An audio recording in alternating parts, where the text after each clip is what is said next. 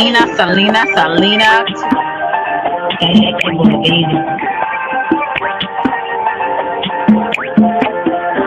It's a vibe, baby. Oak Cliff girl, way that you change my world. Damn, you're so fine, girl. Oak Cliff girl, put them heels on and rule. Welcome to Selena's Couch, where you are welcome to be free to be yourself. So you can lay your head on my couch, on my pillows. It's all good, we can do whatever we wanna do now. I'm in my bag right now, and I got a feeling, babe, yeah. You're gonna be my number one lover. Spend the night making love to each other, with the lights on top of the covers, just me and you, babe. And I feel like you're my Love you to Reese's Pieces. Get you a word. Nana nana boo boo. Hey y'all. Unfortunately, I will not be able to do the interview today. The young lady had technical difficulties. We're going to try to reschedule on Wednesday at 12 p.m. and hopefully everything will be pretty good and everything will go well. Where she will be able to come on I think it's Wednesday. Yeah, Wednesday at 12. So guys, just kind of keep I would say keep your notifications up so that you will know when I go live on that particular live. I hate that we couldn't have did it today, but unfortunately, things happen. So we have to do what we need to do. Okay. And sometimes that means we have to reschedule. I hope everybody's doing well. I hope those that support me will come out the bushes, at least if they can. Hey, CC, good to see you, beautiful. Thank you so much for coming through. I'm going to do a reaction of a video by RCBlakes. It's a little bit about, what do you do when people maybe not value you or see you the way you are? A lot of times rejection is God's protection over your life. A lot of times you will dodge a big bullet when you're dealing with certain people, because certain people's behaviors will sometimes be not something that you may need to be around, or you may need to even go through dealing with certain situations. And a lot of the times when there's roadblocks and things that stop you from getting involved with certain people, don't take it as a bad thing. It can very well be a great thing for you. It can keep you from getting into issues that you shouldn't even get involved in, but a lot of the times, because people want what they want and they go for what they want, regardless of the different warning signs, the red flags, you go into relationships or you go into friendships that are not good for you. And you ultimately end up regretting, accepting them or even dealing with them for the time that you did. But had you just listened to that little voice and you actually paid attention, you would have avoided a lot of trouble. Yeah, you would have avoided a lot of trouble. Hey, Chill, how are you? Good to see you. Good to see you. I had got dressed and everything. I might as well cam up. I got dressed and everything, ready to do this interview. And unfortunately, like I said, it just didn't happen. But hey, God knows, maybe like I said, the next day it'll be even better. I'm going to do a reaction to this video, RCBlakes. And the reason why I'm doing this, because it seems like you have to have a reason for people. And because I want to. I think that a lot of women and men, they get into situations to where they think it's a curse that they are going through certain things. But a lot of times, like I said, a lot of times rejection is God's protection. It's protect you from dealing with people that you don't need to be dealing with. A lot of times we stay a little too long in situations because we feel like we can change people. We feel like we can help people. Women have that extremely bad because we are helpers and we want to, I would say, be help someone. We want to put a band-aid on some things. And some things is just for God to do. And if you're not God, you don't need to be trying to help, change a person or trying to make a person, better, because a lot of the times people are who they are. And, it is what it is. I talked to a little bit last night about the art of walking away. Sometimes you don't have to tell people you're walking away. You don't have to tell people that you're leaving. You just walk away, and they'll figure it out when they don't see you around. They'll figure it out when you have nothing more to say to them. You don't have to announce that you're walking away. People just see it, by your actions. And that's the best way to be. Hey, cynical one, that's the best way to be. Just walk away. You don't have to make an announcement every time you turn around. Walk away. Men and women need to learn that. Thank you so much. Hey, Mr. Skinny, how are you? Chill. Thank you. I appreciate you so much. Let me give you a heart. I appreciate you. You don't have to tell people you're walking away. That's just stupid. And really, to be honest with you, at the end of the day, if a person has decided that you're not a cup of tea, don't cry about it. You're just not their cup of tea. They don't take anything from you as a person. You know what I'm saying? That just lets you know, let me go ahead and X this person out and get this person on out my life, So, yeah. That's how I see it. You know what I'm saying? I'm one of the best when it comes to walking away, because number one, I know my worth, and number two, what's the use of hanging around when a person doesn't value you as a woman or a man? So shout out to RCBlakes. I've been looking at him for years, and I think he's an exceptional person. He's not like some of these other preachers and pastors. They come on here just talking a whole bunch of mess. This person actually, like I said, he has some valuable information if people will actually pay attention.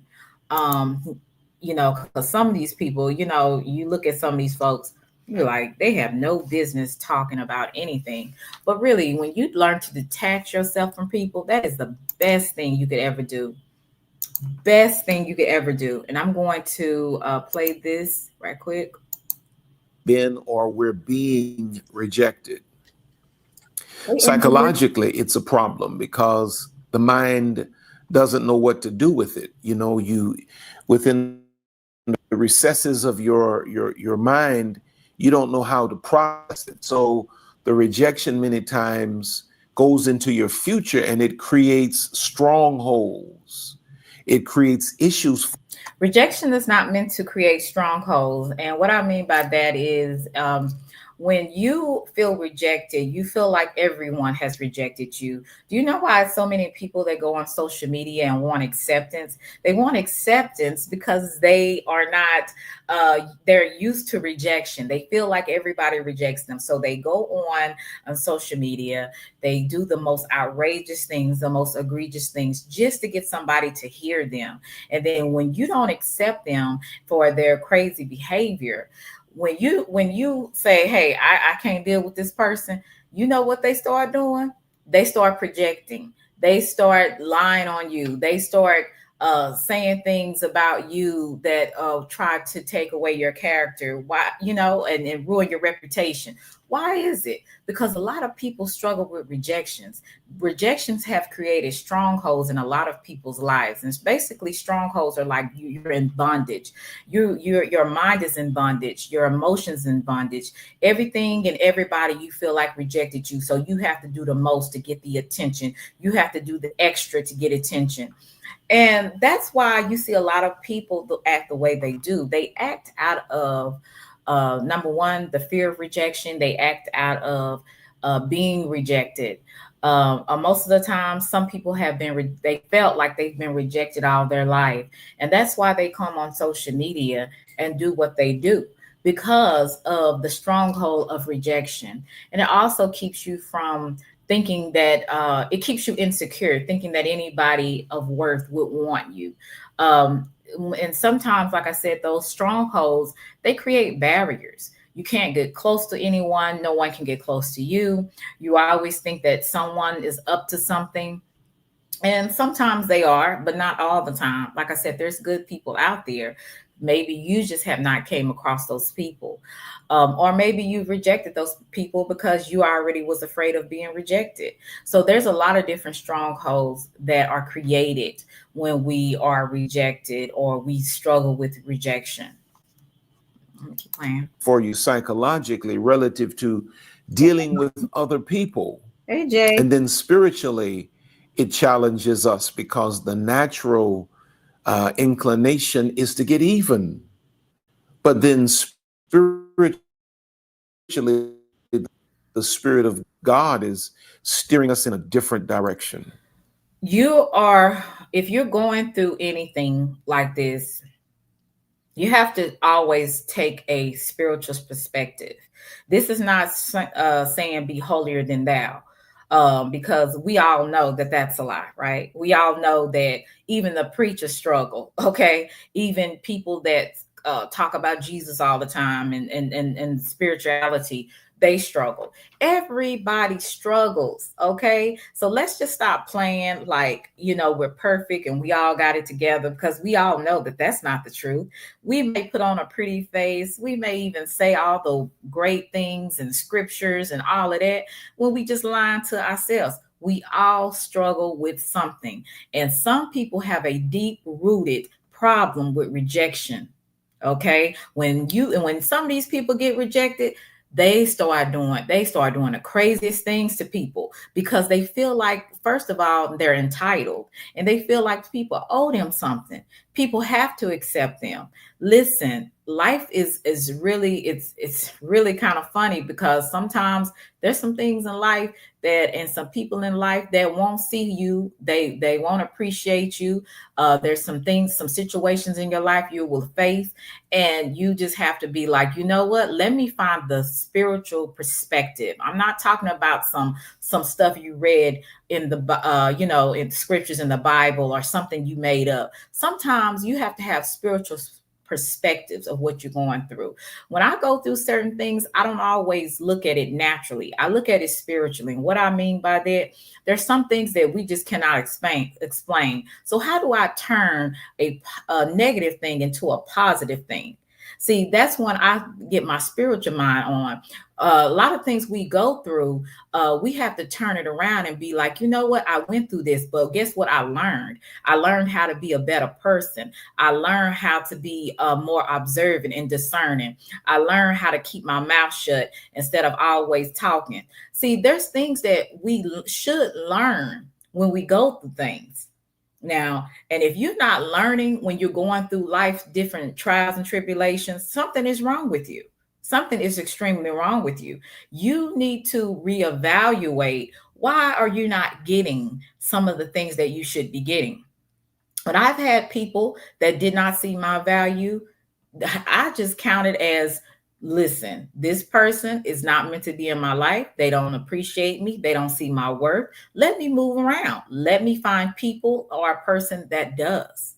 Because let me tell you about me. I know who I am. That sets me apart from a lot of people. A lot of people don't know who they are. A lot of people slap on makeup and a wig, or they go to the gym and work all day to look chiseled and have it all together. They buy everything that they see. They try to mask their pain. They try to mask who they really are. And that's why I say, when you know who you are, you don't let a lot of stuff sidetrack you. Now, if I didn't know who I was and I was extremely insecure about everything, I would be a bad emotional basket case. I would be so afraid of rejection. I would look at it as, don't nobody love me. I'm not valuable because this person don't want me. See, that's when you don't know yourself. And that's why you have so many people on here masking themselves, buying stuff, doing the most just to feel accepted, just to feel wanted. But since I know myself and I know where I came from, a lot of stuff don't really hit me like that. And I'm glad, because even when some people think I'm really insecure, I have my insecurities like anybody else. Everybody has some type of insecurities. It's how you deal with it. It's how you manage it. You've ever heard that saying, how some people need to learn how to manage that chip on their shoulder. A lot of people walk around with a chip on their shoulder. Some people got rejected by their mama. Some people got rejected by their daddy. Their daddy didn't want to be in their life. So they go around with a chip on their shoulder, mad at the world, going off on people because they didn't have that love from daddy. That chip, you need to learn to manage that chip, manage them insecurities. I manage mine. How about you? See, the difference between me and a lot of people, I know who I am. Okay. Regardless of what jacket people want to put on me, I know who I am. And another thing I don't do, that I stopped doing a long time ago, is lying to myself. And everything ain't okay, it ain't okay. Okay. When I'm not feeling you, I'm not feeling you. Okay. So those are the things that you have to deal with when you really know yourself. You question yourself. You're self-aware of who you are and who you are not. That's why I do not accept people's identity for me. I do not accept the judge and jury on me. I know who I am. I know what I've done. I know what I didn't do. And most of all, Most High knows. God knows. Universe knows. See, your stuff will find you out. So when you understand that rejection, and I'm gonna go back to rejection, can sometimes be a stronghold on your life. You understand that because it's a stronghold, what can I do to get rid of that stronghold? There's a lot of things that you can learn to do, and he's gonna go into that. One thing you understand when you are in a relationship, whether it's platonic or romantic, it's okay to put distance between the person that hurt you or that you felt rejected from. It's okay. They will get over it. They have gotten over it. You need to get over it. Okay. So for you, I would say for anybody that struggles with mental health, you need to create a distance with that person. Now, it can look in different ways. You could stop answering the phone. You could stop being available when they need you. Those are the things that you do when you create distance with a person. You stop being so accessible to people, right? Being accessible to people is the worst thing that sometimes you can do, especially to someone that does not see your worth, right? And creating distance is very healthy. It protects you more than anything. What did I tell you guys about last night? I talked about creating boundaries. Creating boundaries has been the best thing that I have done in my life. I haven't been living long like some people, but creating boundaries are really helping me to understand that boundaries are to protect me. Without creating walls where no good people can come in, boundaries keeps people that don't need to be there at bay, right? It lets people know that you have a standard on, who you want to deal with and how you want to deal with people, right? There's some people that I will keep on the outskirts because they're not worth coming inside of my inner circle. You have to know the difference. Okay, so I'm gonna keep playing a little bit more. Hey, Rollo. Hey, Jay. Hey, Miss Collins. Young Riz. Rachel, thank you for coming through.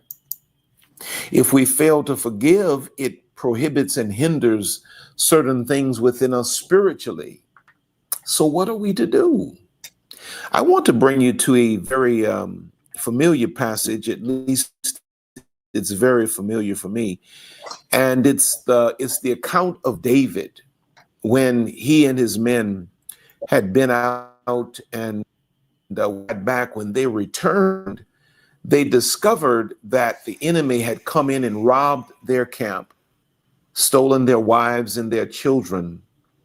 And all of the men wept for their families. And the Bible says they wanted to kill David. The men that David had led, the men that David had been a father to, now they want to kill him. They are rejecting David. Listen to. So if you don't know anything, if you think the Bible's a fairy tale, that's fine. But the Bible has very great lessons in it if we pay attention. David, boy, he was pretty much rejected all of his life. He was set out in the field, in the pasture, to take care of sheep. So his brothers were out in the war. They were considered handsome. They were considered what it would take to be a king. Okay. David was nothing like that. He was a little shepherd boy in the field, stinking, you know, he was surviving out there. His dad just put him out there, right? So he was set up for rejection. If he would have allowed that mindset to take over his mind, he would have never become the king. He would have never trusted God to go against Goliath, right? And so you can see that even if you don't believe in the Bible, there's things in there that actually are lessons, if we pay attention, that we can actually apply to our lives. A lot of the things that happened to us when we were young, where we felt rejected, like I said, maybe from our mother, maybe from our father, maybe from that boy that we really liked, or that woman that we really liked, you know, those are sometimes things that the trauma and the littlest things can set up things in our minds that keep us in bondage, that keep us that little girl that struggled with rejection, that keep us that little boy that struggled with rejection, you know. So we have to be very intentional about what's going on with us, right? What's going on with our mindset? Why is it that I struggle so much with this? You know, my daddy, my daddy was off the chain. I'm gonna be honest with you. He was a player. He was a ladies' man, but he also had something that really could have set me up for failure, right? He had a temper, right? He had a very bad temper. My dad would fight in a minute, right? And the thing about people that have tempers, they sometimes can be very loose with their mouth. They say things and they can't affect you physically, they'll try to affect you emotionally, right? And so when I had things have been said to me by my father, that could have did set up a lot of insecurities in me, where I had to learn to get beyond those insecurities. I had to say, you know what? This was said to me, right? Am I going to take this identity of what my daddy, the person that's loves me or supposed to love me, said to me, right? See, there's certain traumas, there's certain things that happen to us that we take when we're 30 years old, when we're 40, 50, 60, and we still remember what our daddy, what our mama, what our grandmama, what our grandfather did to us, what our auntie or that older cousin. See, traumas are set up to create bondage in our lives, okay? Trauma is set up strategically to set up I keep saying boundaries. They set up bondage. They set up strongholds in our lives, right? And so when I think about things that I have experienced at my daddy's hands, there's some things that, number one, I know that he did the best that he could do with what he knew, right? I also know that because of my dad having a temper, sometimes being drunk, he would do and say different things that he know was wrong. And in his way, he would go and do certain things to apologize to me without saying that he was actually sorry for what he did, right? So if I did allow those things to stay within me instead of learning to forgive him, the best thing that freed me, because I did in some ways felt rejected in some ways from my dad, even though I was spoiled and loved, There were some ways I did feel rejected. And when I became self-aware of that, I learned that those were creating some strongholds in my mind where they were stopping me from having positive relationships with people. I kept everybody away, right? Especially when it came to men. I had a resting bitch face, as they would say, where I didn't smile too much. I played hard. I played, I played like I didn't need anyone, right? So when I understand that those things that happened to me created those insecurities, created those issues, I learned to stop. So I would say subconsciously and be more conscious of what I was doing to keep people away from me, good people away from me. Because when you have that rejection there, it sets you up for failure.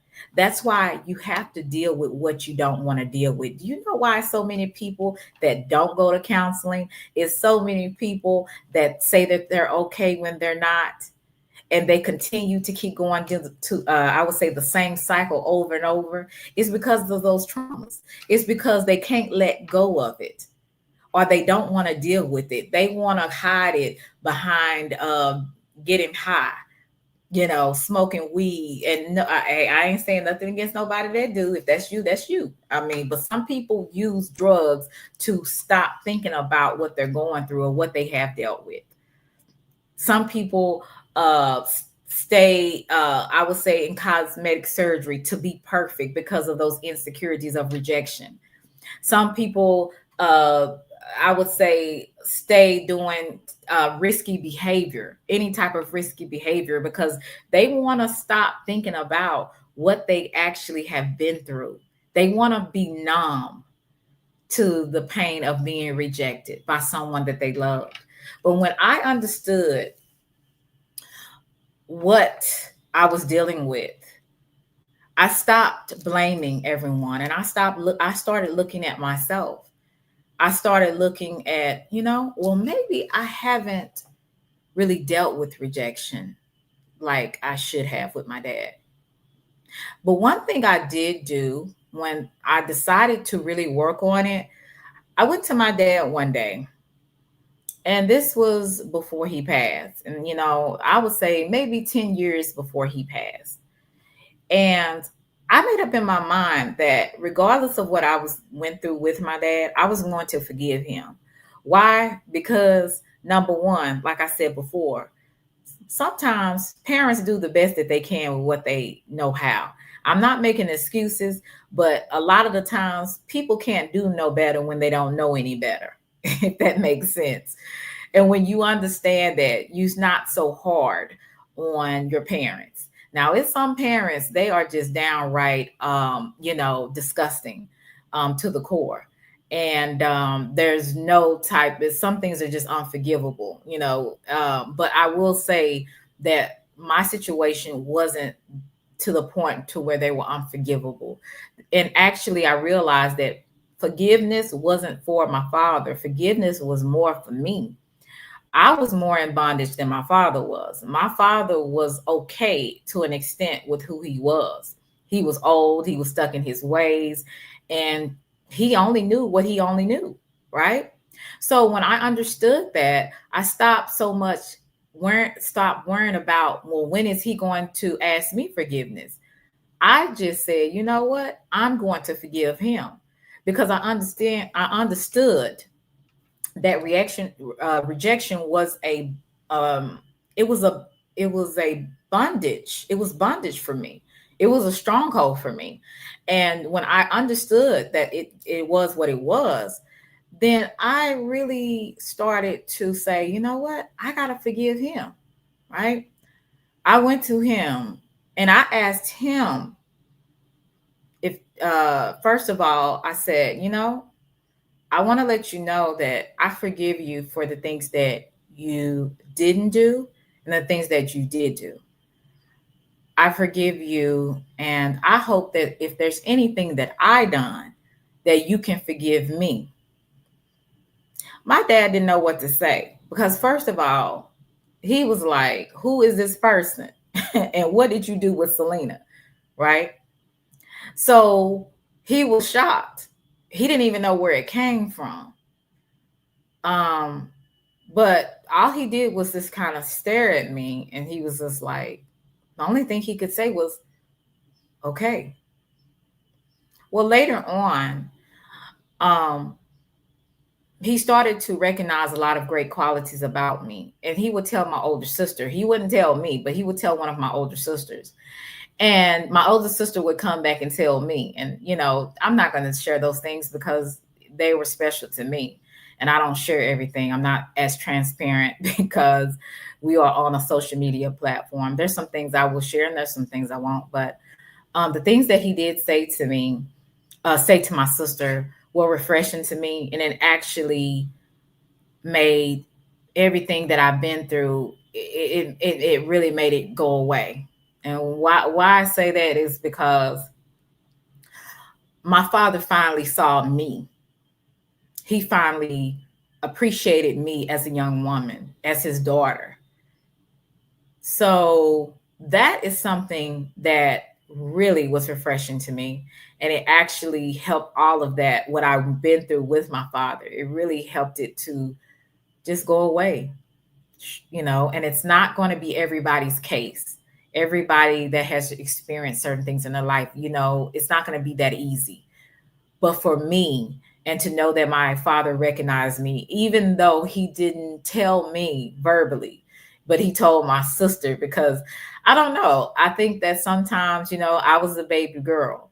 So, you know, it was, you know, and I don't know, my dad just never shared that with me personally. But one thing that I knew, once I learned to forgive him and I learned to forgive myself, I understand that rejection is just something that we everyone will go through life. It's just how you deal with it. Having a spiritual perspective of things will kind of help you to look at things a little bit differently, you know? And I don't know if I'm making sense, but I feel like it's a lot of little girls and even little boys that have feel rejected. Even if your father was there physically, maybe emotionally he wasn't there. Maybe he wasn't as nurturing and as kind as you would like. And a lot of young people go through this, and that's why I'm very sympathetic and empathetic to a lot of young people when they are going through certain emotional things. You know, a lot of children feel rejected. And like I said, if you don't deal with rejection, it can definitely be a barrier for you. It can create a lot of insecurities in you that will keep you from great and healthy relationships. It would even have you doing the most outrageous things because you want people to accept you. And instead of you just being yourself and not trying to get all of the attention, you will actually start to see that there will be some people that will appreciate you for who you are and like you for who you are. But so many times people think that they're okay. They will live 50 years, 60 years, still being the nasty person because of the barriers and the bondage that they are in. And they can't blame nobody but themselves, right? Because at the end of the day, we have to all face ourselves in the mirror. I have to face myself. You have to face yourself. We all have to face ourselves. Nobody is exempt, and even when you try to run away, you'll always be faced with who you are, who you really are. When you take everything off, when you close the phone, when you close down the laptop and you turn off the phone, you're left with yourself at the end of the day, right? So I don't know if I'm talking too much. Hello. Let me keep going. To how the text reads here in First Samuel chapter 30, verses 3 through 8. It says, "So David and his men came to the city, and behold, it was burned with fire, and their wives and their sons and their daughters were taken captives. Then David and the people that were with him lifted up their voice and wept until they had no more power to weep. And David's 2 wives were taken captives, Ahinoam the Jezreelitess and Abigail, the wife of Nabal, the Carmelite. And David was greatly distressed, for the people spake of stoning him, because the soul of all the people was grieved, every man for his sons and for his daughters. But David encouraged himself in the Lord his God. And David said to Abiathar the priest, Ahimelech's son, I pray thee, bring me hither the ephod. And Abiathar brought thither the ephod to David. It was like a prayer cap. And David inquired or prayed at the Lord, saying, shall I pursue after this troop? Shall I overtake them? And he answered him, pursue, for thou shalt surely overtake them, and without fail recover all. Now, I love this text because of a few things. And before I get into my main points, the first thing I will highlight is that this text shows you the fickle nature of people that can be closest to you, working with you, right in so-called in the trenches with you. Hearts can shift on you like that. The people that you break bread with can be the ones that stab you in your back. People that you call family will be the ones that will pull you down. And this is just the nature of humanity, because, and I say that not to create any cynicism, but for those of you who are dealing with this, where, you're dealing with people that you thought would be one way, but in reality, there's something different. And maybe your heart is broken because the people that you love and the people that you desire, they don't want you back. And you're sitting there now and you're trying to process this emotionally. You're trying to process it psychologically, and you're trying to process it spiritually. Well, you can see here that David relates to this. These are the same men that David led. These are the same men that gathered in the cave with David, and they were all broken in distress, and David led them. And now they want to kill him. Why is this? It's because hurt people hurt people. When people are not whole and when people are not healthy, they will usually do something that can create an adverse situation surrounding you when these people are in your circle. So number one, we see with David, when you read the full context, people didn't want him. They wanted to kill him. And number one, we see that David put distance between he and them. They were talking of killing him, and David retreated into his own personal, private time with God. Number one, distance yourself. So distance yourself. We talked about that earlier.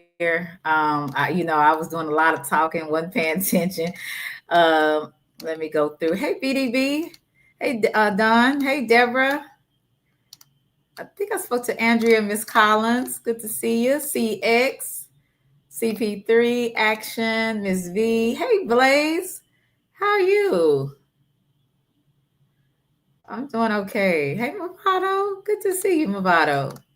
Somebody had blocked you, Blaze, and I unblocked you. I don't know why, but guys, let's be careful about, blocking people. But it may have been on accident. But I'm glad that I looked at my block list, because I said, not my boy Blaze. But shout out to everyone in the chat for coming through. Like I said, it's about creating distance. Sometimes in life, honey, you got to, hey, Mr. Keely, you got to create distance with people, especially if they don't see your worth. You know what I'm saying? That I'm very big on that as a single woman, as a woman that is learning how to maneuver in different types of relationships, whether friendships, whether romantically. I'm learning that everybody is not for you. It doesn't mean that they are bad people.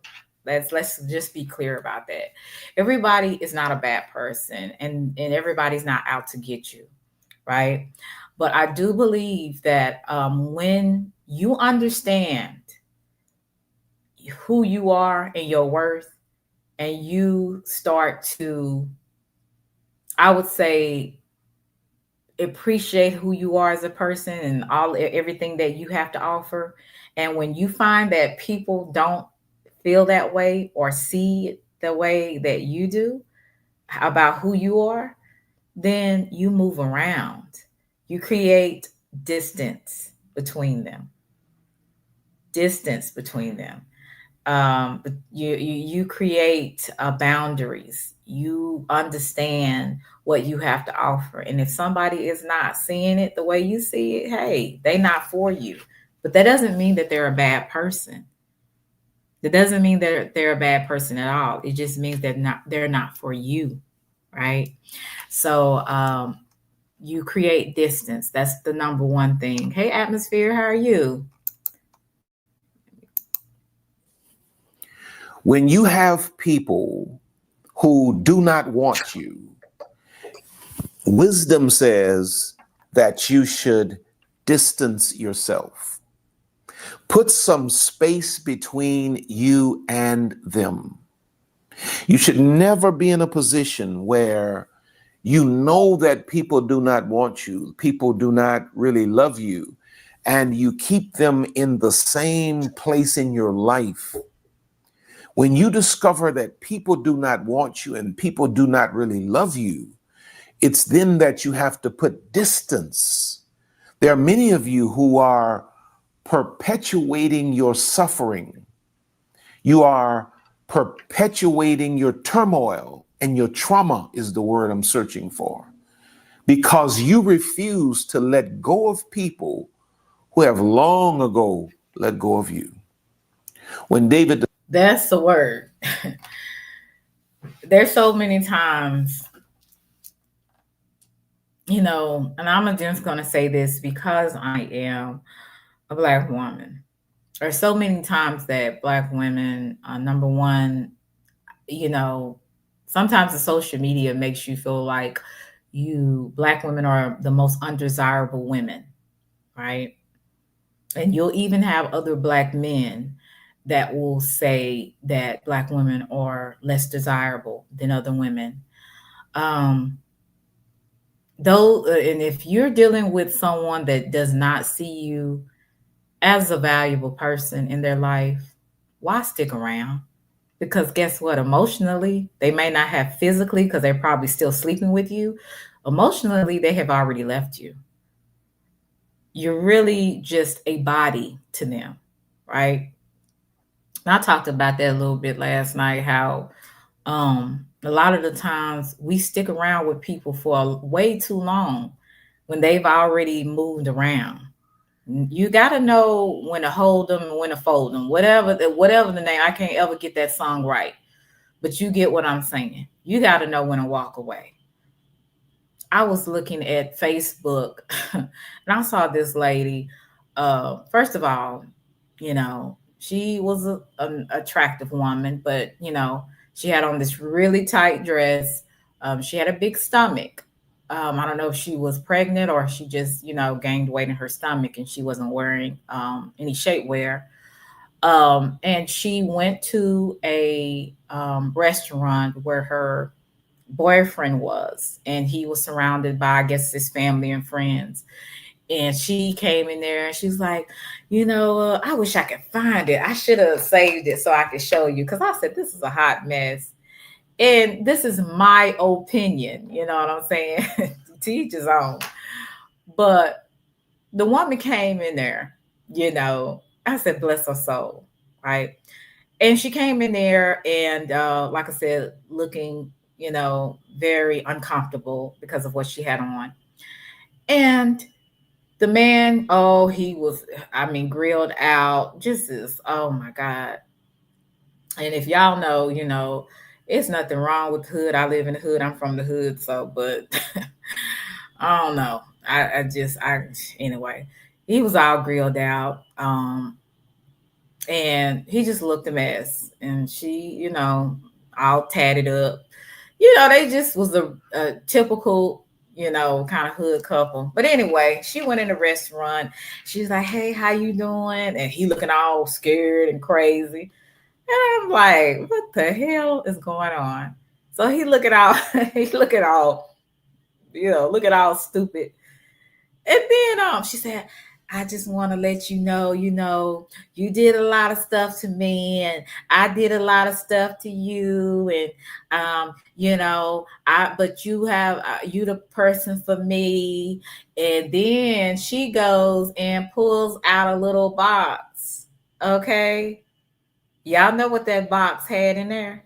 It had a ring. So she decided that she was going to propose to this man that she's been dating for 4 years. Okay. It takes a man 6 months to a year, I think, to decide, does he want to make that big move on you? Does he want to have you in his life? To me, it don't take a man, especially I talked about men being very ambitious, going for what they want, right? It do not take a man that long for 4 years, in my opinion, unless he is in prison or he is in the army and he is in another country. It does not take a man 4 years to propose to you. Okay. And that's just my opinion. It is not gold. It is not solid. It is my opinion. The opinion is of me. It's not a fact. It's not something logical, factual, Well, to me, it's logical, but it's not a fact. But I'm just thinking to myself, you're going to get on your crusty knees, okay? And you're going to propose to a man that you have been dating for 4 years. And then her thing was, you did a lot to me, I did a lot to you. So probably both of them have cheated on each other. Remember the other story? I'm going on a tangent, but do y'all remember the story that I talked about the other week? When it was the woman and the man, that the man unalived her and then he unalived himself. All this type of foolishness. And I'm gonna just be honest with you, and it's in every culture. So let me just say that all this ghettoism, okay, that these people be getting into and doing in their relationships, this is and I'm not trying to say I'm bad and bougie. I'm just saying some of this stuff out here, you just like, you can't make this stuff up. I can't make it up. There's no way. And there's no way I'm going to be that desperate. And I shouldn't say it, but I think it's desperation to me. That's in my opinion, to get on my knees and ask the man to marry me. What type of generation are we in? I told y'all the other day, I was born in a wrong generation. I saw where men were men. I'm not used to these type of men now where you have to beg a man, and I'm not doing that, where you have to go, oh, let me be all this so he can look at me. If I got to do all that, I don't want you. It's too much work, okay? Now, I'm not saying relationships don't take work, but all that stuff to get you and grab you and make you feel like I'm the one, I'm not doing it. So if any type of man in their wildest dreams think Selena is gonna be doing all that, you got the wrong one. Because what we not gonna do is I have to get out of myself. Now, I'm not telling a man he needs to beg a woman to be in their life either. But what I am gonna say is I saw where men was men. They took the lead. Now, I'm not saying that women shouldn't tell a man, if you attracted to someone, I'm not saying don't say that. In good taste, you can let a man know that you are attracted to him. But if it is not mutual and you have to work for a man's attention, you have already lost. You've already lost. Most of the time, men and women know what they want. It's about, are they willing to do what it takes to get what they want? That's the problem. And if they're not willing, then they don't want you. So you will not ever see me. And I don't care if I'm, digmatized or whatever. You will not ever see me, because I know who I am, going out of my way if a person not going out of their way for me. See, I believe in reciprocity. And a part of people that struggle with rejection, they always want people that don't want them. That rejection has created such a stronghold that they want everything and everybody that don't want them. And they purposely go after a person or persons that don't want them because they struggle with that. Right? So when you understand, if I have to create a boundary, if I have to create distance, I will do that, because I just want to let you know just what time it is. I'm sorry, I'm just talking. I don't like people playing in my face. I get real offended real quick. But I feel like, and press the like button, please. I get real offended when I feel like especially, help a sister out. I'm trying to reach my goal. I just asked for $5. It can be $2. It can be $1. But help me to get to my goal, please. Hey, Ryan. I don't like when people play in my face. I get very irritated when I feel like a person is playing in my face. And you know what happens when you do that with me? You will find yourself on a block list. And I am a person, I don't do any retakes. I don't do any, let's try this again. Your ex and a person that needed to be X out of your life is there for a reason. It doesn't mean that you need to accept them back. Most of the time, they need to go on wherever they are, to whatever whore they're with, right? So I may be a little being a little bit too straight up, but I'm just keeping it 100. Now, if you want me to be political correct and say all the nice, kind Christian words, this is not going to be it. This is not going to be it. And I'm not going to sugarcoat anything to you. I'm going to go straight from the hip. You come at me with that foolishness trying to prove to you I'm the one. I'm gonna give you 2 middle fingers and say I'm going on. Okay, I'm gonna leave you there. I don't have time for that. You got the right one when it. Hey Movado, thank you. You got the right one. If you think you're playing with me, like I said, you will find yourself X'd out so quicker than I would say I can blink. Play in my face, you will play yourself out. Okay. So that's how women, I feel like women and men need to have a standard. Don't let people play in your face. Don't let the rejections you've dealt with in the past make you want a person more. Deal with that. You know what I'm saying? Understand that, things that have happened in your life, you're going to have to deal with it one way or the other. Thank you so much, Miss Akimi. You're going to have to deal with it one way or the other. Hey, Rehearsed, how are you?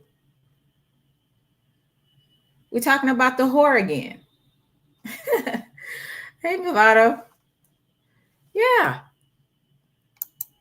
the whore. The whore.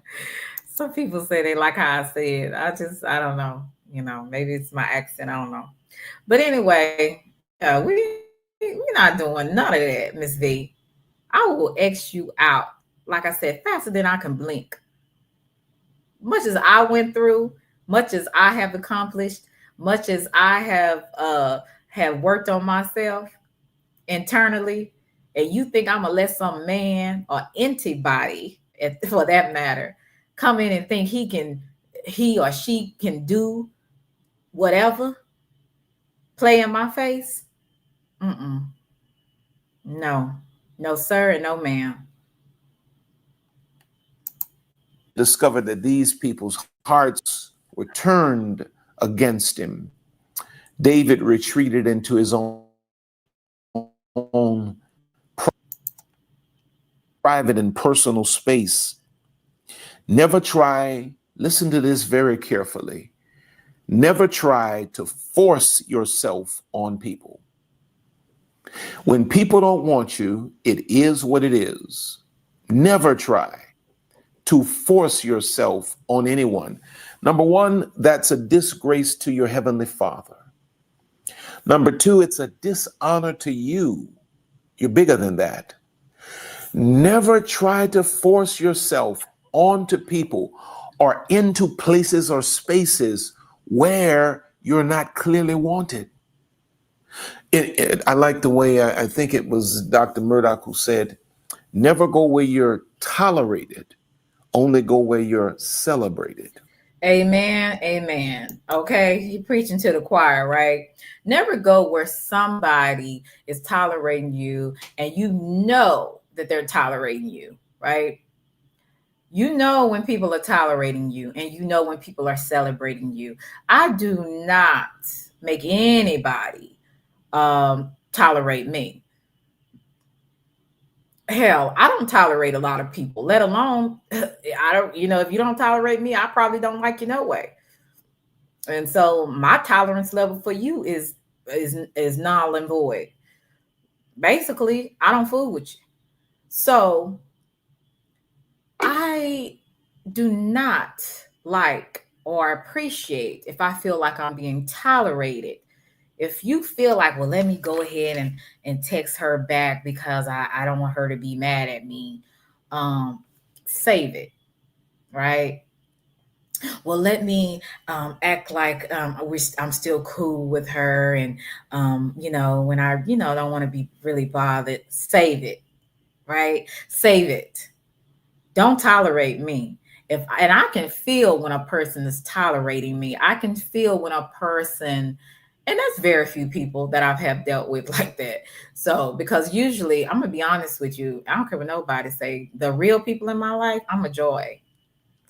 I'm a joy to be around. I'm a joy to be around. And hey, yeah, it's a party over here. Thank you so much, Miss Collins. Thank you for, hey, Nacho. It's a joy to be around me. Okay. I'm talking about my real friends and family, people, that I really know. Thank you so much, Nacho. And so, when you realize how valuable you are, you want to be celebrated. You don't want people to tolerate you. You know what I'm saying? I'm not around anybody that I tolerate, period. If I have to tolerate you, it probably is because I have to work with you. Okay. And it's very few people that I dislike, when I work, when I go to my workplace, very few people, most people, I'm very cordial to everyone and polite. So I would say maybe one or two people I've came around, I tolerate because I had to. They could be your supervisor. They could be a coworker that you have to work with, I would say together on a project or something, and you have to, tolerate them, right? But I don't want anybody that I feel like somebody's tolerating me. You can find yourself, out. I don't need you around, right? I don't need you around. And so I like when I feel celebrated, that's when you know you are around the right people, when you feel celebrated. Thank you so much, Action. I appreciate you. Shout out to you. Y'all blessing me. I appreciate it. Yeah, I appreciate you, Action. I got to put a heart on your, oh no, it's not letting me do this on my phone. All right. Okay. Yeah. Don't be anywhere where a person is tolerating you. I respect the people enough to know when to move on. Okay. And so the first thing we see about David is that David was personally healthy enough to be able to separate himself from the crowd and to go into his own personal space, just he and God, and to be content. It is a miserable existence when you are a person that is addicted to people, because people more times than not will disappoint you. People more times than not will let you down. People more times than not will stab you in your back. And you have to be strong enough in your self-identity, secure enough in your relationship with God to be able to separate yourself from people without feeling any personal sense of loss in terms of your identity or your value. When I lose people, or when I move away from a person or persons, right? Because I am tolerated and not celebrated, I have not lost anything. See, when you deal with rejection, any little rejection, it bothers you. It gets so into your soul to where you think, oh, it's always me. And sometimes it may not always be you. Sometimes it may just be that that person is not a right fit for you, or that person just doesn't see you the way you are. You know what I'm saying? And they don't appreciate you. So sometimes it's not always you. Sometimes it could be that other person. But whatever it is, if you block me today, I'm going to be like, wow, I hate that that happened, but I'm going to move on. I'm going to be okay. Listen, I don't tarry when it comes to letting people go. I told you last night, I mastered it. Because you know what? When you learn to let people go, you understand that everybody's not meant to stay. And you're absolutely okay with that. I'm absolutely okay with some people walking away. Even the people that I love and hold dear to me. And it people come and they go. If I haven't learned anything else my daddy taught me, that was one thing I learned. People will come and go. People will disappoint you. It's how you deal with it, how you manage it. Like I talked about earlier, managing that chip on your shoulder. It's gonna be people that's gonna be coming to your life. It's gonna be like a whirlwind. You love them one day, and the next day you can't stand them. They walk away, they run away. What do? You're left with it. What do? Do you put it all on you and internalize it as if it's all your problem and it's all your fault? Or do you just understand, you learn from it, and you move on? Because it's going to be people that's going to like you, and it's going to be people that's just going to downright reject you because they don't want to like you. What do? If you like me and you have common sense, you know when to go on about your business. That's their loss. It's their loss. If majority of the people like you instead of disliking you, and majority of where you go, people have good things to say about you, then more than likely, it could be that person just doesn't see you that way. But that doesn't take away from who you are. What I learned to help me a lot was stop internalizing everything that happens. Everything is not something that I need to internalize it if it's being my issue. A lot of people have their own issues with rejection, and then they'll reject you before you even have a chance to reject them. Or even if you would have rejected them, they'll reject you before you reject them because they have an issue with rejection, right? So rejection works in a lot of different ways, and I appreciate everybody. Chill, thank you so much. I appreciate you, Miss Movado. Who else came through? In Action, thank you so much. I appreciate you. Or your worth, you and God are enough. Never try to force yourself on to people who clearly do not. So the first thing David did when he discovered that these people didn't want him is that David created distance between he and them. There's some of you that have the wrong people drinking coffee at your table. There's some of you who are locked up in the cabins of cars with people who really don't mean you any good. They don't really want you. You're just an opportunity. But listen to what's the biggest thing that women become or men become, right? Blaze, seasonal for a reason. They become an option instead of the choice, right? The choice. They become just an option.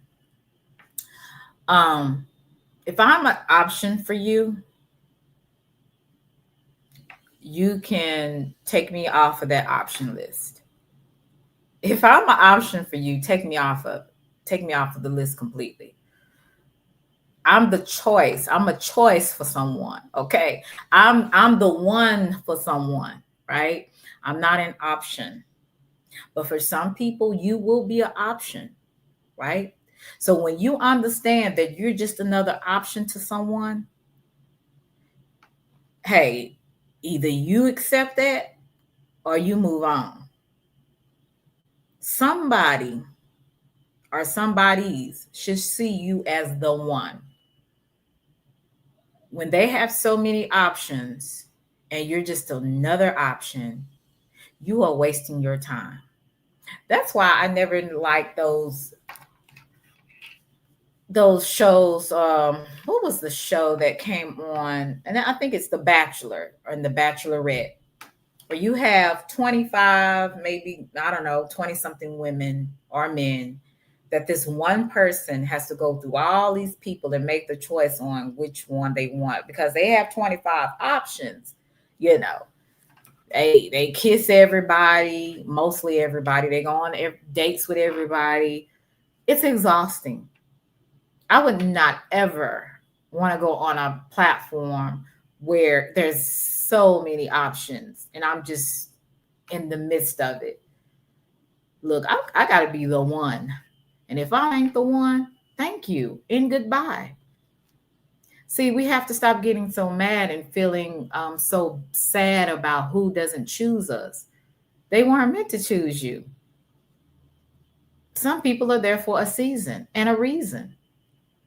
So once you find that out and you start being secure within yourself, you don't have to be anybody option.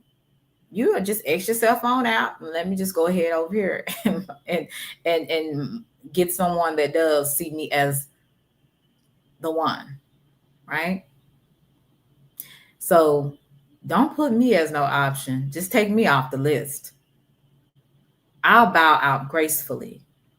One thing I'm not going to do, and I advise any woman and man to take this advice. Don't be in competition for anybody's attention or love. You are doing a disservice to yourself. And you are being tolerated, not celebrated. And I hope that I'm reaching someone. And it seems like to me, I've been talking to women that are 30s, 40s, 50s, and they are still struggling with a man not really showing them what they need, and they ask questions. And, I talked about mixed signals on yesterday, and I really talked about how so many people, we get blindsided by the mixed signals. Does she like me? Does she like me not? Does he like me? Does he like me not? We play this game. But if a person really like you, is really wanting you, there's nothing that can stop them from showing you. There will be nothing. They will let you know. They will let you know you are the one I'm focusing on. Every human being, when they want something, for the most part, especially if they're ambitious, they go for it. If a person don't see you that way, bow out gracefully and go on about your way. You have to have some type of self-esteem. I don't want to live to be 40 and 50 years old, still trying to figure out my worth and am I going to, do this to get his attention from all the other women? I'm not doing it. I will be I would say I would rather be in the house full of cats than having to go out of my way to prove to another human being that I'm worth something. I just can't do it. It's just not in me. It's just not in me. So if you guys, some people want to keep doing that rat race of trying to prove to another human being, and you want to be celebrated by somebody that's just tolerating you, be my guest. I'm not gonna be on that ride. Like I said, I will give you 2 middle fingers and walk away. What the Bible says in Mark chapter 6 and verse 11, and who nor hear you when you depart thence, take off the dust under your feet for a testimony against them.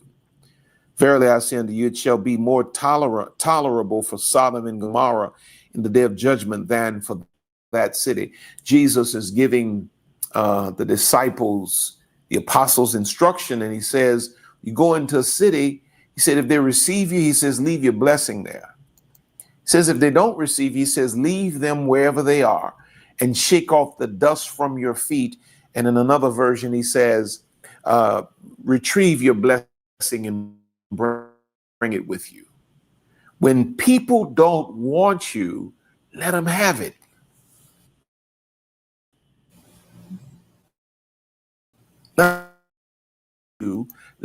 Hey SJ, I hope that this sometimes my computer be acting a fool. When people don't want you, let them have it. That's what he said, SJ. When people don't want you, let them have it. Let them have it. Go on about your way, right? Go on about your way. I don't got time for that. So, like I said, this is not just for women. This is for men too. You know what I'm saying? We waste too much time with the wrong people. We waste too much time with the wrong people. And like I told you, and SJ, I thought about you last night when I was talking about how we was talking about how men say, I want peace. And I say, no, you just don't want accountability for the BS that you do. Right. And a lot of the times when people see you as a challenge, when they see you as a person that doesn't accept just anything and you can't just get by on, let me tell you, I'm just going to be honest with you. When some men say they want peace, that means they want somebody that's easy all the time. Life is not going to be easy going. And I'm say some, I'm not saying all. You said single with food stamps. Oh no, not food stamps, Ray. When some men say, I want peace, most of the time they want somebody that's easy. Everything they agree with them, they'll go out of their way. They'll go the extra mile. That's not getting someone that is really going to be beneficial for you in the future. I was reminded of that movie Coming to America. And in Coming to America, you had, when he was trying to find his wife, it was one of the princesses that came there. And she said, whatever you like. And he's like, so what kind of things do you like to do? Whatever you like. See, that's what some of these men want. And some of these women do too. They want a yes man. They want a yes woman. They want someone that requires very little respect. You can put me, do stuff to me in public, and that's tacky. and I think it's cute and I'm laughing, that kind of thing. They don't want real.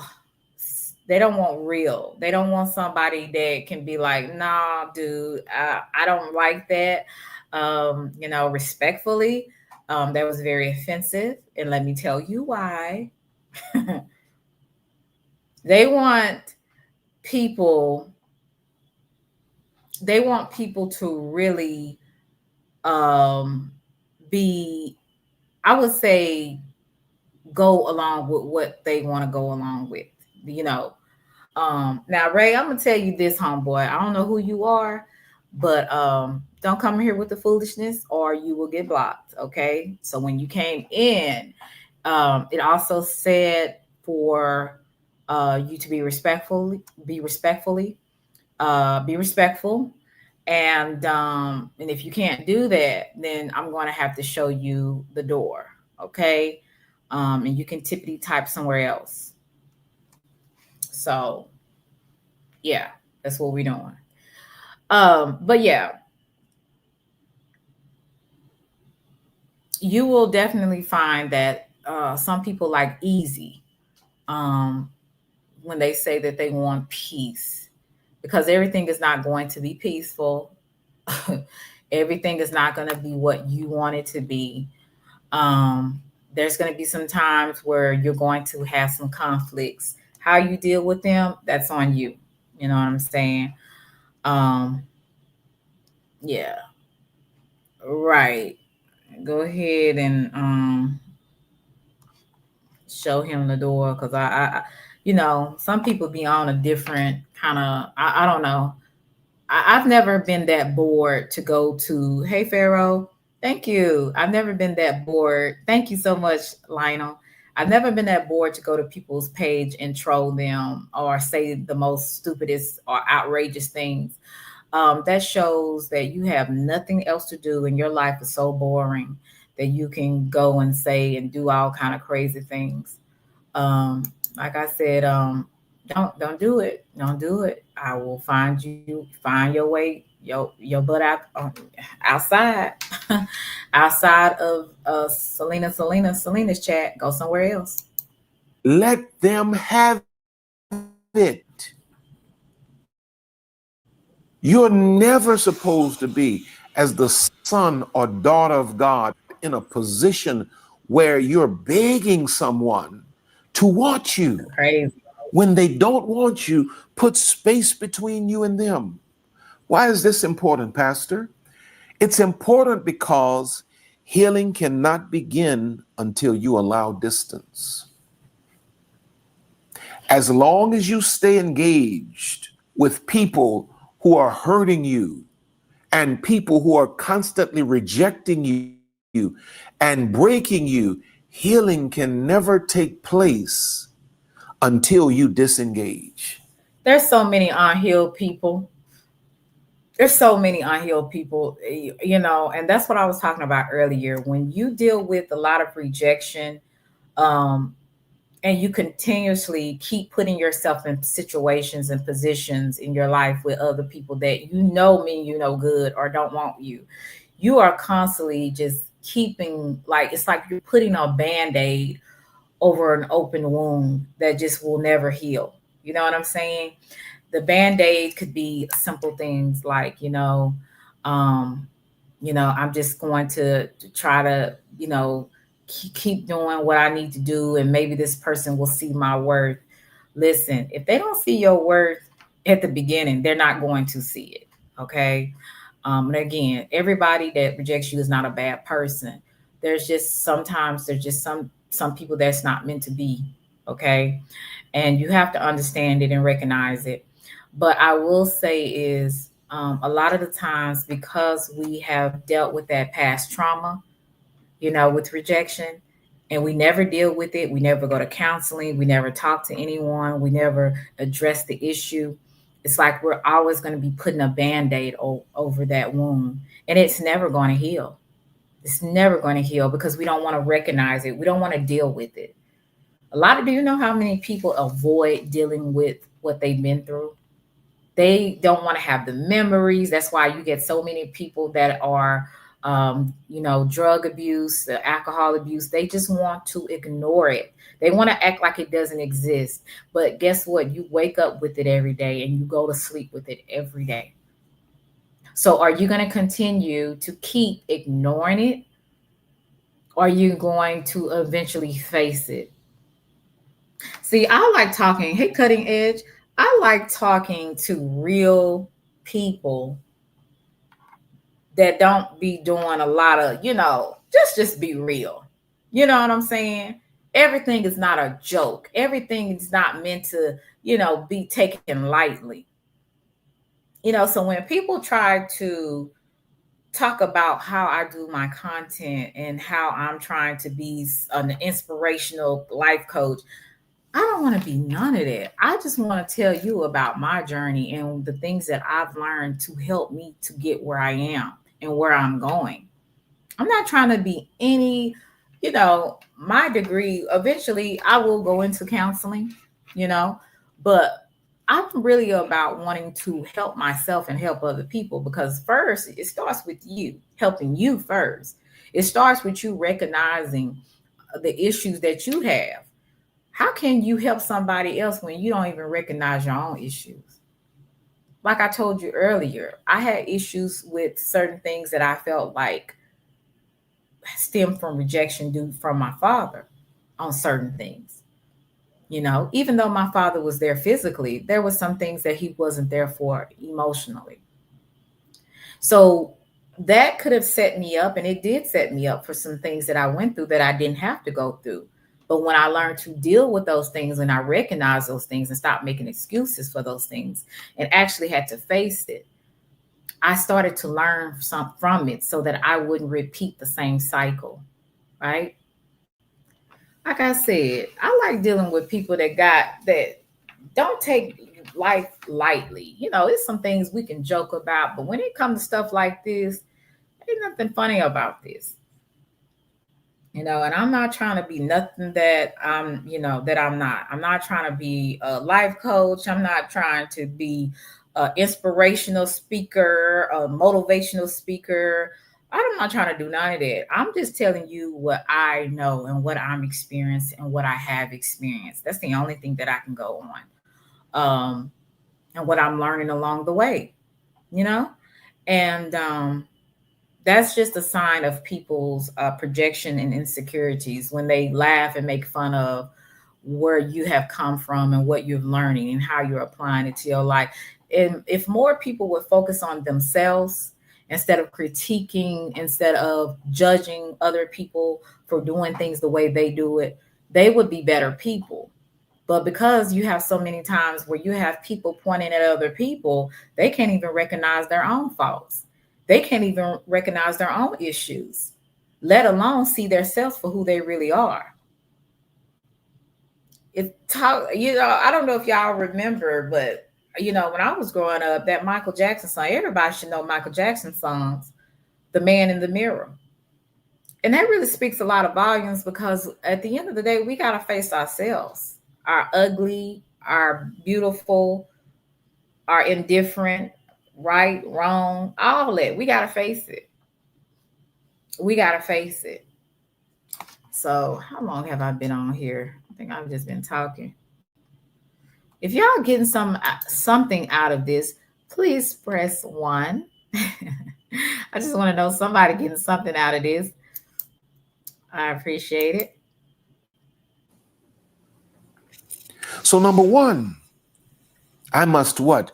Put distance between me and the people or the person that does not want me. Just because they say I love you doesn't mean they want you. Their actions tell you they don't really want me. They may need me. They may want to use me, but they don't really want me. Because when people really want you, you can feel it and you can see it you can feel it in their energy, and you can see it in their demeanor and their behavior towards you. When you discover that people do not want you, you must put distance between you and them. Now, number 2, when David separated himself, He could have very well gone off and, had this private conversation with himself about how they're no good and how he's going to get even with them and plotting his return. No, no, no, no, no. David pulled away from them. And the first thing David does is he goes to the priest and he says, get me the prayer cap, man. I got to go into the presence of God. So number 2, reach for a spiritual perspective. The last thing you want to do is to fall in your flesh when people have hurt you, when people have rejected you. The last thing you want to do is to consult your flesh as it relates to how am I supposed to view this? How am I supposed to deal with this? Your flesh will always lead you down a path that does not glorify God and will not serve you well. Number 2, you must always reach for a spiritual perspective. David, again, immediately went into prayer. He didn't go into rage. Watch this. He didn't even go into offense. He went before God into prayer. You see, when people reject you, the devil then begins to work to establish a root of bitterness. He wants you to get offended. He wants you to get enraged. And none of these things brings glory to God. These things only become traps that set you up for massive failure moving forward. What has to happen when you've been rejected by people is you have to get directly into the face of God so that you may get God's divine perspective. Because it's the only perspective that's going to lead you to life. I'm going to say sometimes when you really go into prayer or you really just sit down with, and I hope I spoke to What a Man. Thank you for coming through. Good to see you. Who else? R&D. Thank you for coming through. Oh, I didn't miss anybody. Debbie said last night and today has been a counseling session for me. Thank you. I always want to know if I'm helping somebody or am I just wasting my time? Hey, Sassy.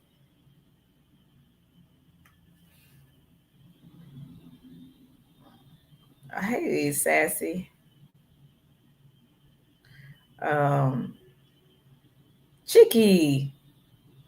You said underneath each reflection lies the truth we often ignore. The first step to growth is recognizing the face that stares back at you.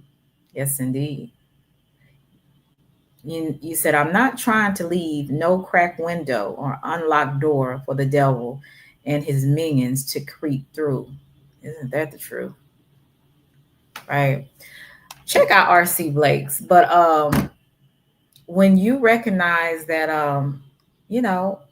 this is what happened. This person hurt me.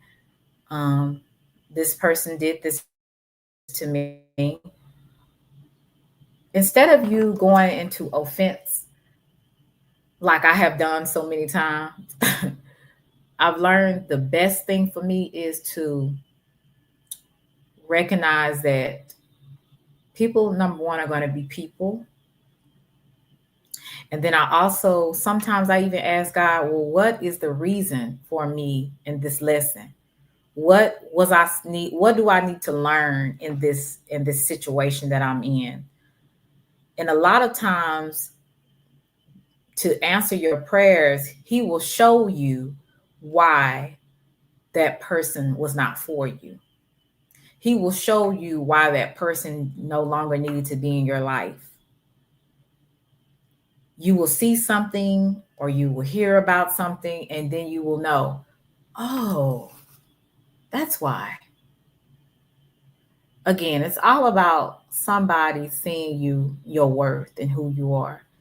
And most of all, if you don't see the worth in yourself, you will constantly get yourself into situations that will treat you unworthy, right? So I think the best thing to do is really sometimes set aside some time and just have some quiet time. And if you journal or whatever you do to get your mind, whether you meditate, whether you pray, whether you read scriptures, whether you chant, I don't know what you do, right? That's a personal thing for each individual to do, whatever they see fit. But for me, I just kind of sit to myself and I pray and I try to say, okay, God, what am I supposed to learn in this situation? Why did this have to happen? Why did this person do this? And why did this person say this? Or why did this person's action do this? And sometimes it will be very clear once you really sit down and have some, some come to Jesus meeting, you will realize, hey, this person was like this, or maybe me and this person's a purpose did not align with each other. There's a lot of different things that God will kind of reveal to you why a person walked away or why a person didn't value you or see you the way you are. You know what I'm saying? There's a lot of different ways it will be revealed to you. And once it's being revealed to you, you get yourself up, dust yourself off, and you move forward, not with a closed heart, with an open heart, but with boundaries. And also, I would say for women, stop living in a fantasy world. People show you who they are. Believe them. As Maya Angelou said, believe them the first time, right? We have to stop looking for what we want it to be rather than what it is. See, back in the day in my 20s, I looked for things in my mind, how I think they should have been. And I still am searching for that movie, that I had in my mind, that fantasy. But rarely did I look at it for what it actually is. And when you get past 20 and you get in your 30s and 40s, it's in 50s, definitely your 50s, you definitely need to see things for what they are rather than what you want them to be. It's too many women and men lose a lot of time, a lot of their virtue, a lot of their just essence of who they are, wasting time on Negroes and Negrettes that don't care nothing about you. You have to learn when to say enough is enough. I love myself, I value myself, and I don't have to put up with it. If you don't see me as the one and see me as another option, you are not for me. Go on about your day, ma'am or sir, right? And this could be used in your family. It could be used in a platonic relationship. It can be used in a romantic relationship. Okay? To peace, to godliness, to righteousness. Anything else will bring you down into the worst version of yourself.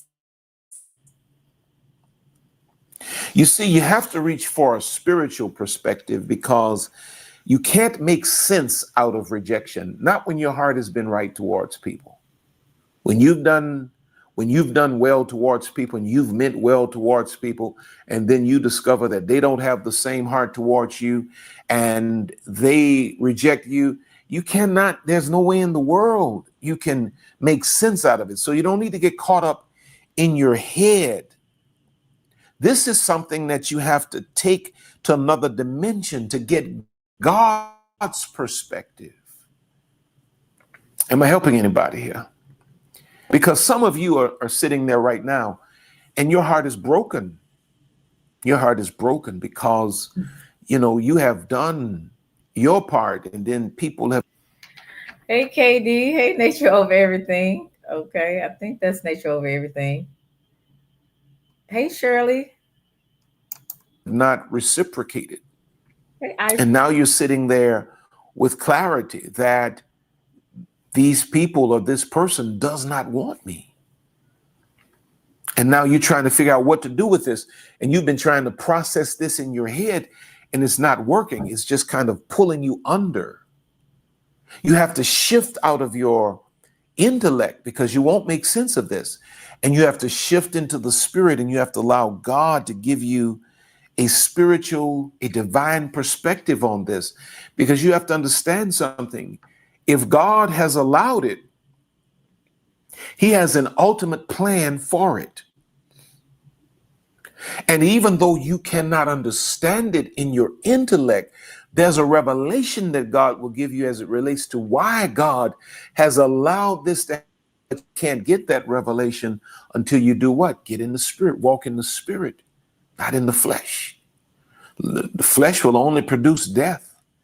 It's only when you get into the spirit that you will see the life of God produced. Listen to what the Bible says. In Luke chapter 6, verse 22, it says, blessed are ye when men shall, here's a spiritual and divine perspective. Blessed are ye when men shall hate you, and when they shall separate you from their company, and shall reproach you and cast out your name as evil for the Son of Man's sake. So a lot of the times, this goes back to what I was talking about last week, when you do things differently from other people. You express yourself in a different way. You don't always respond in the way that people think you should respond. Sometimes that sets you apart to be picked on when you're, I would say, set aside. You're picked out to be picked on. So basically, if you are not a person that follow along with the crowd and you do things on in your own terms, you will have some people that are followers, and they will try to make you seem like an evil person, right? They will speak evil on you because you want to do things differently. You maybe want to change your life, and you're trying to not respond and not do the things that you maybe did maybe the year before. You will always have people that will reject that about you. They will talk bad about you. They will reject you. Everything about you is bad. Nothing about you is good. And you have to understand that that's just the way life is sometimes. When you do things your way, when you do things not like everybody else, you are going to be rejected by people that think like the masses. And as another guy said yesterday, when they are sheeple, people that go along with the crowd, they have no they're not an individual. They can't stand on their own. They have to be associated with someone or a group, right? And when you don't do that and you do things differently, you do things where it is abnormal, maybe to them, you will be picked out to be picked on. And number one is because they rejected you. They don't want they like, I don't like this person. I don't like what they do, how they do things, what they say, how they dress, how they look. I just reject them altogether. And those are the type of people that you just learn to move around. And really, I'm taking the attitude, this is the season where I don't give a damn. That season, when you get to that point where you're just like, I don't give two beep, or I don't give a beep, that kind of thing. You are in the season of I don't give a damn. Okay. That is a season. And for me, it's an ongoing season at this point. And most older people have that. They have that season all the time. They'll say older people will say anything to you. They could care less who they hurt, feelings they hurt, who they offend. I don't want to be that bad, but you kind of have to sometimes get to a point where you don't really care what people have to say, where you don't really care if people accept you or if they reject you. You got to get to that point. And I think from the things that I've been through on and off this social media app, I have developed that, because if you care too much, you will lose yourself in trying to please and be upset when people don't accept you for who you are. So what do? You just learn that everybody's not going to accept you. Number one, everybody's not going to like you. You don't like everybody. At least I don't. I like a lot of people, but there's a few I don't like. And I'm intentional about staying away from them. So if that's the case, then you know that you're not going to be everybody's cup of tea, and you accept that and you learn to not give a damn. So I am in my season of I don't give a damn, and I'm completely fine with it. I don't care. People have some of the most craziest things to say and think that you really care of their existence. I said this last night. I don't care about certain people's existence. I really don't. And when I say that, I'm not just saying, how people say, I don't care, but they really care. I'm really telling you the truth. I really don't. And I hate to sound, and understand, I don't wish anyone's death.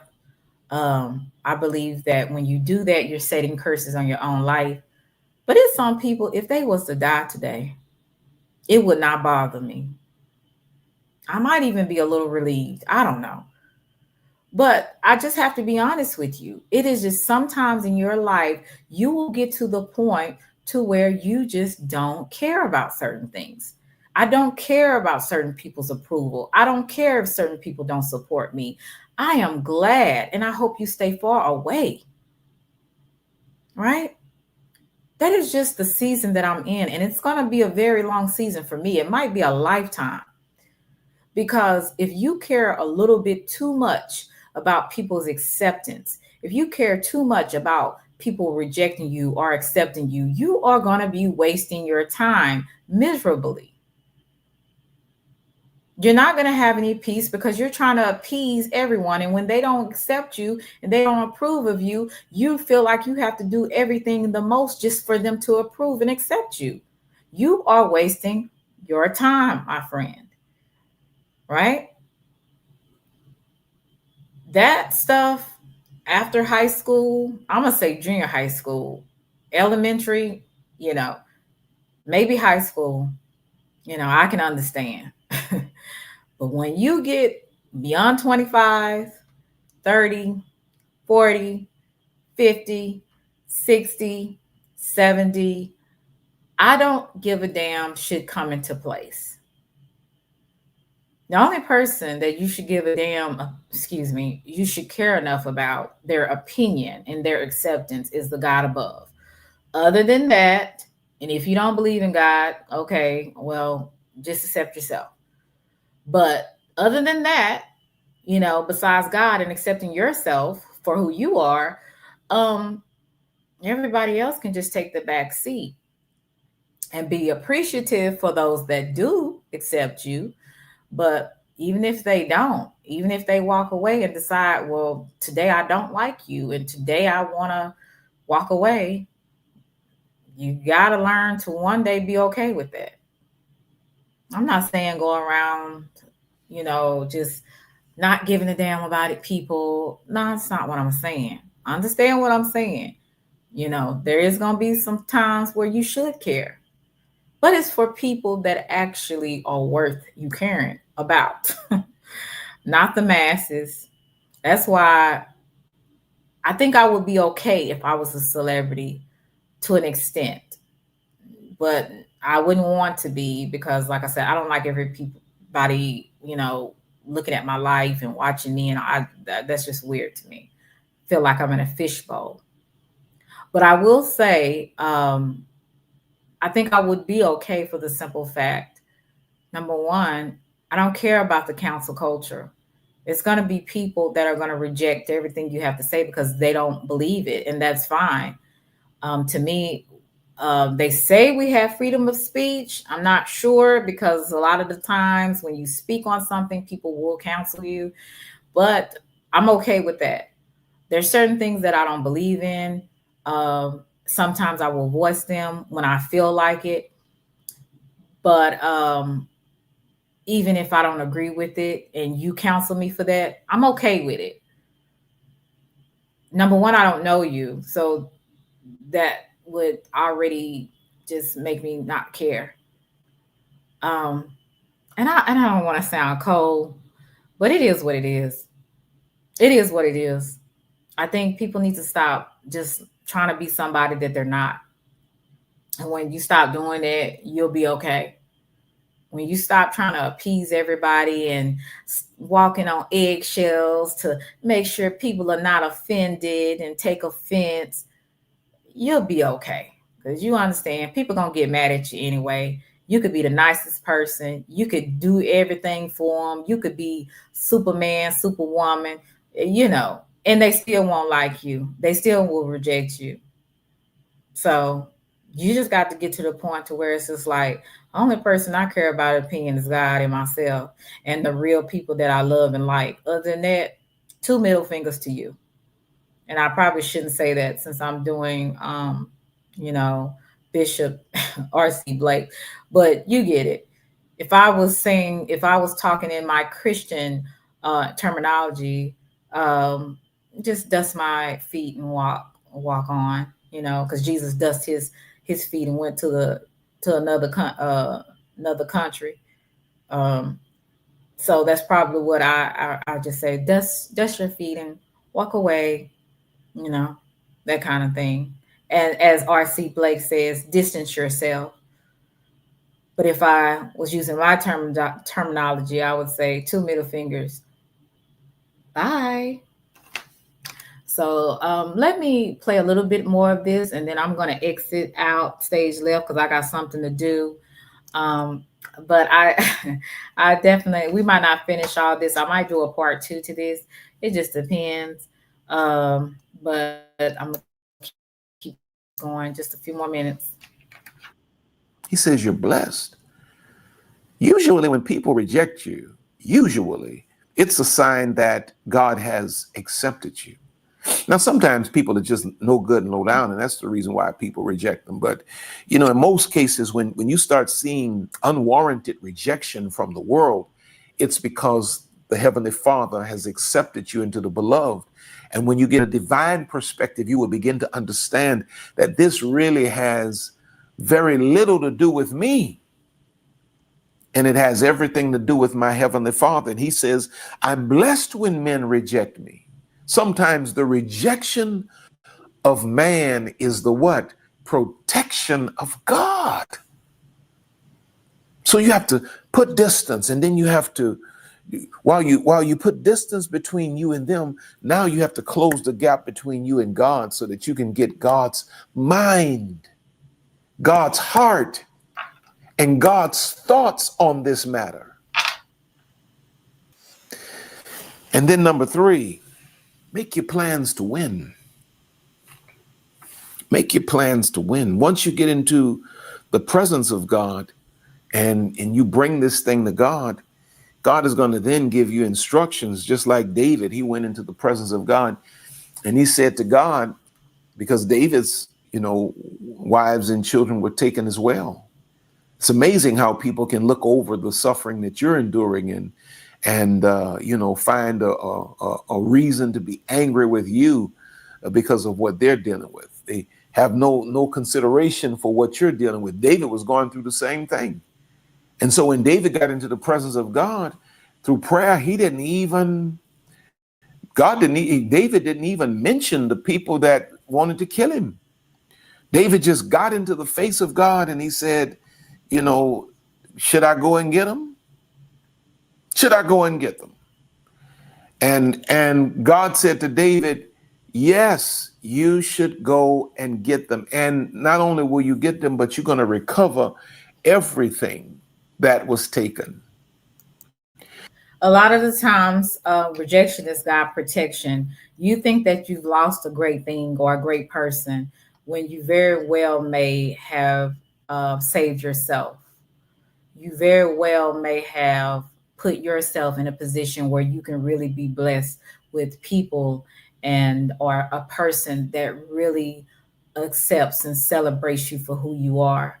A lot of times we get mad because people didn't return affections or return, be reciprocal of, feelings. But a lot of times that is God's protection for the right people and the right person to come into your life. Everything is not a bad thing when people walk away. That's what we need to understand. I'm going to speed through this. The first thing that we will see that we should put a distance between you and them, reach for a spiritual perspective, right? And in the presence of God, make your plans to win. And basically, that's saying sometimes when you really take time to get within yourself and get with your creator, if you are a spiritual person and you really look at things, God is setting you up for a good thing. He's setting you up for a better outcome than you had before. See, a lot of times we get mad because things don't work out, but we don't see what's on the other side. But God sees what's on the other side. We may not see it. We think this was the best thing for me when it could have been really the worst thing for you. It could have really took your joy, your peace, love. It could have took everything from you. It could have took your money. You know, a lot of the times you be thinking you met the one and she was so fine, she was so good in bed, and you don't realize that woman just was sucking you dry until you look up and you look at your bank account and you're like, oh my God, I can't believe I spent all this money on a woman that didn't appreciate me. See, a lot of the times, like I said, God's rejection is God's protection. And so when you think you're losing something, you definitely will be gaining your peace of mind. You definitely will be gaining some joy in your life when you don't have toxic people around you, right? And so when you're in the presence of God, he will help you, or you in your prayer, your prayer, your meditation, he will help you to understand that at the end of all of this, you're going to win. That's why he had to allow a situation not to come through. He had to allow a person to come into your life just so that you can see that this person didn't want you, but you're a valuable person anyway, even if they don't want you, even if they didn't choose you. So God will allow certain things for you to see who you are.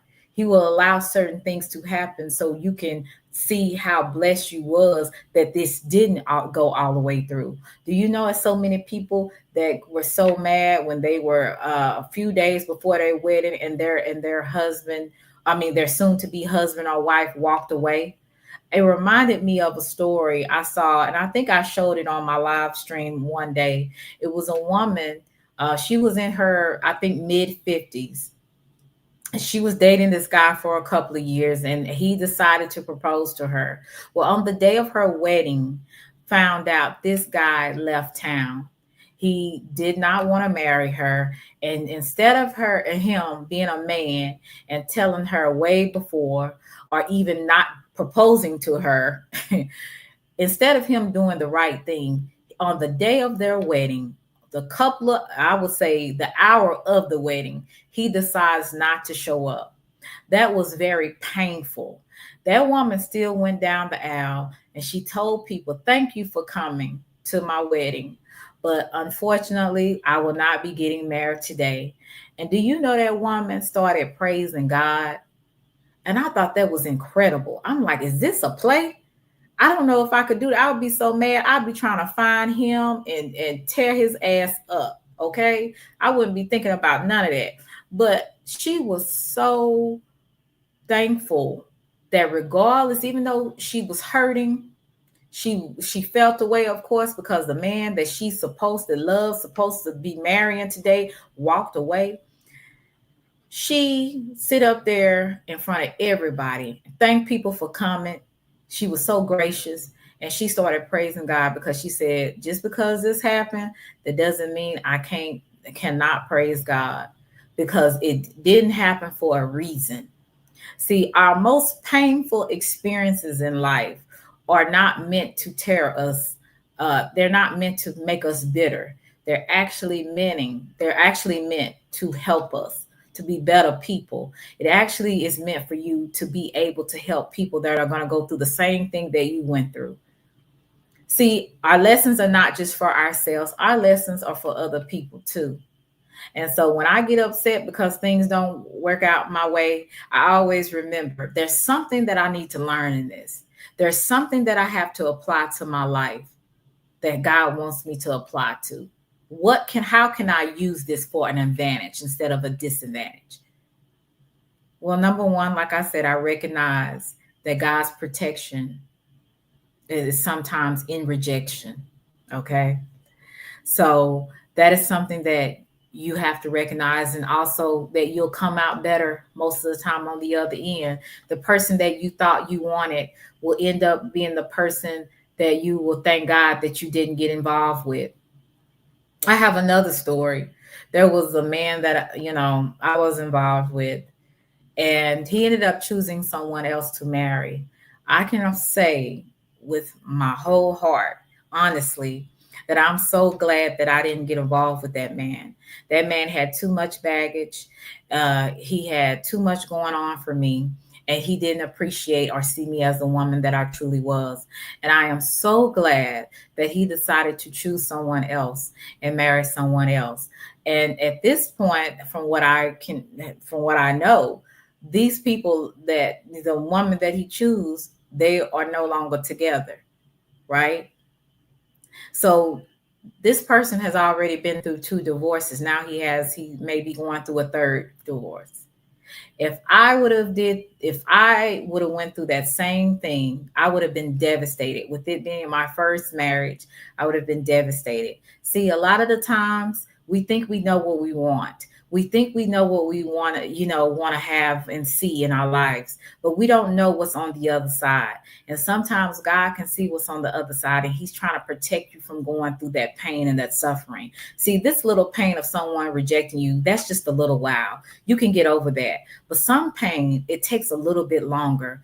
And some pain people never get out of. So we have to understand that when things happen, it happens for a reason. I used to hate that. I thought it was so cliche, but it's really true. Things happen for a reason, and we just have to understand it and understand and trust God's plan, even when we don't like it, right?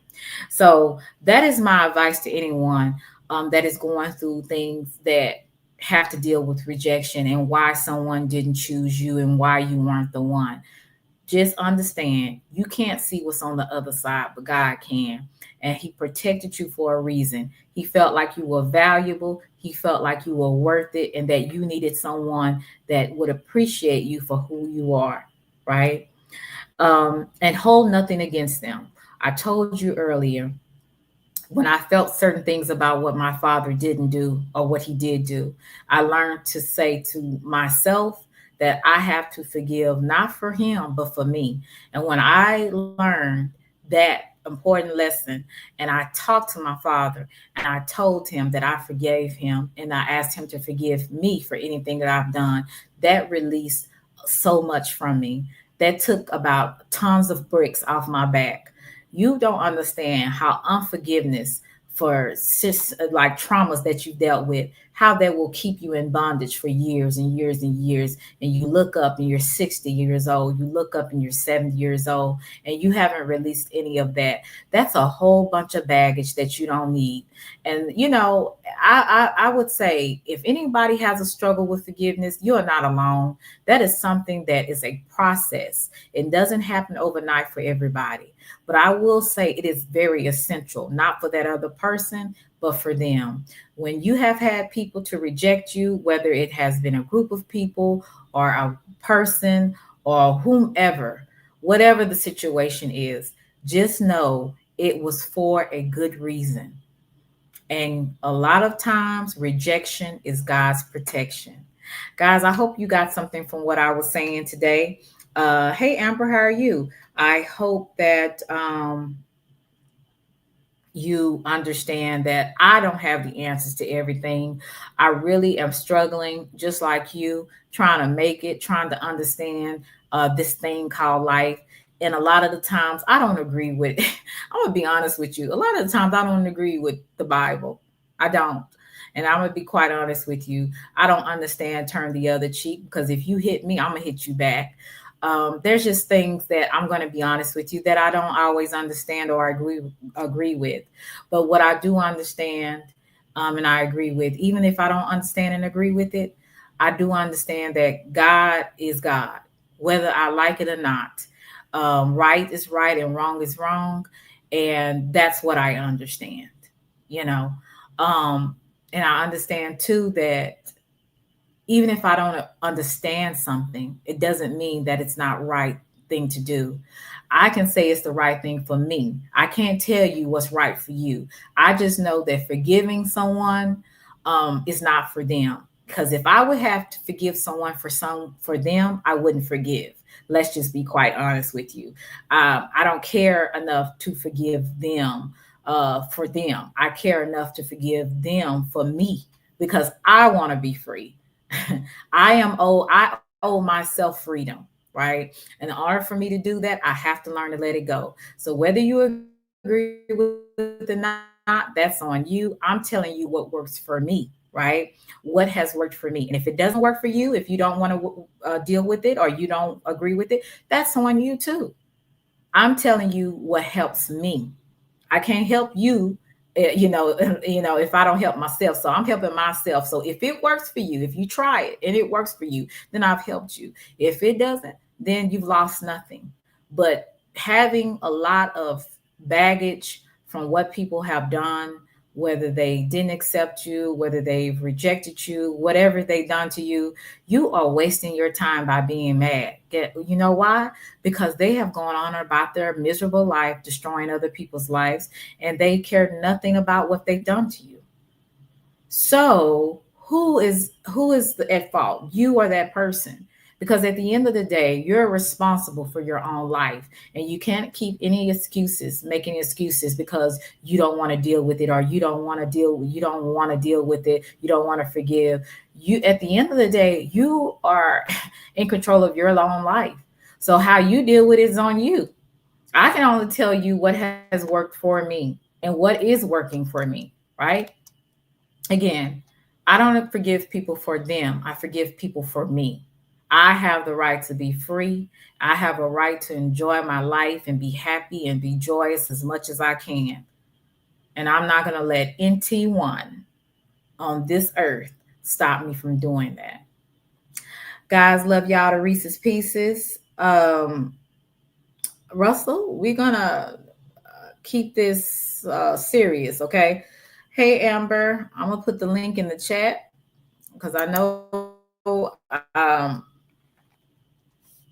Russell wants to come up. So let's see what he has to say. But hopefully he don't say nothing crazy. So I hope I wasn't looking crazy talking, because sometimes I be talking, I be on a tangent. And yeah, let's just be one. Let's be 100. I don't agree with everything. I ain't gonna lie to you. And it ain't easy for me because, baby, once I'm through with you,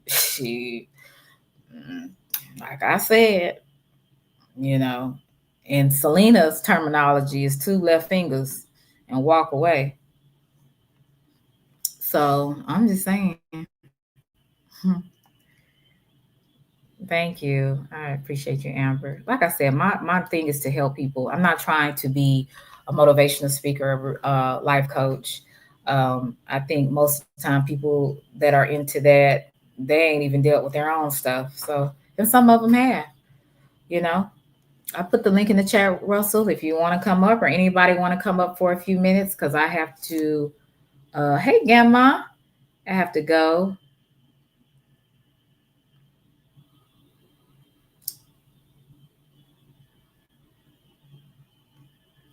So anybody want to come up? Oh, Lord. What do Russell have to say? Russell. So, baby mama, I ain't even know you was live.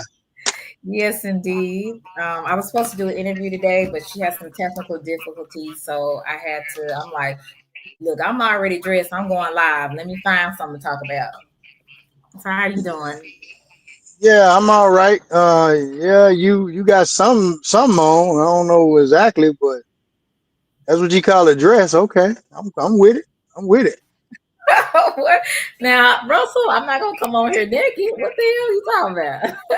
I'm just saying, it just look like some lingerie, some bedroom attire. But hey, it's all good. Take it Hey, however. taking forgiveness and going to lingerie. All right. Hello, V. How are you? Thank you for coming through. But yeah, what you got to say, Russell? You must miss me Ah, over the weekend, huh? yeah, I did. Looking at that dress, hell yeah, I miss So what you got going on today? it. Nah, I'm at work. You know how I do. Trying to take care of you and this baby, man. Shit, it's exhausting. Look, you don't have Miss Genesis trying to come and get me, honey. I got enough problems, enough Well, drama. don't have real money and the rest of the crew, nigga. A train. You see that? I had to jump on the panel to goddamn defend your ass, and he like shit. Wait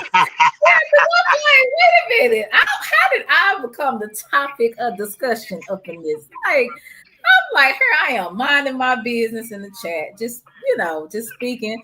And here I come, the topic of discussion. I said, Lord have mercy. I said, if I could just hide, I would. But You got them puppies. You got them puppies out. You know what you're doing. hey, blessings. Motherfucker. Anyway. But What was yeah, the topic? well, I wish you was in here earlier. I talked about rejection is God's protection. So a lot of the times in people's lives, especially with I would say women and men, when you feel rejected, whether it's platonic or romantically, and how we kind of internalize being rejected instead of making, it might be a gift that you were rejected, or that you wasn't chosen by a person, and you have to accept it for what it is and not, I would say, stay in it. And I was just talking about how, you can move beyond it and basically not give a damn. Hmm.